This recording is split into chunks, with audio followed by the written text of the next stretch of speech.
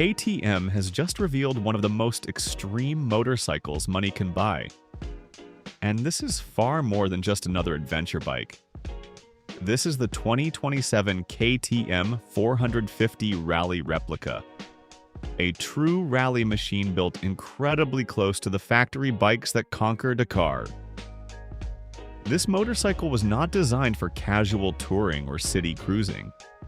It was built to dominate deserts, rocks, brutal terrain, and endless rally stages without compromise.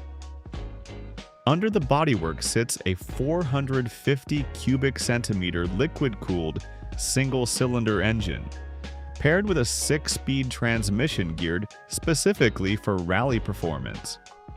The engine is tuned for strong low-to-mid-range power, sharp throttle response, and exceptional durability in extreme conditions. One of the craziest parts of this machine is its fuel system.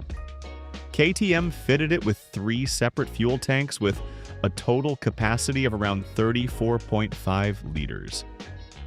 That gives it the long-range capability needed for demanding rally stages where fuel stops are limited. For the chassis and suspension, KTM uses serious race-spec hardware.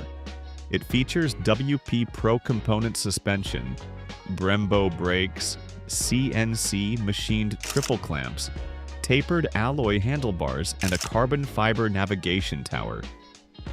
Every part was built for one purpose: speed and endurance in the harshest environments. The frame itself is no ordinary design. This bike uses a handcrafted hydroformed chassis that is both lightweight and incredibly strong. And because this is a special machine, production is extremely limited. Only around 104 units will be made worldwide, making it one of the most exclusive KTMs of the year. KTM is also offering an even rarer version called the Luciano Benavides Factory Edition. That model comes with Red Bull KTM factory racing graphics and celebrates one of rally racing's top riders. As for pricing, it is definitely not cheap.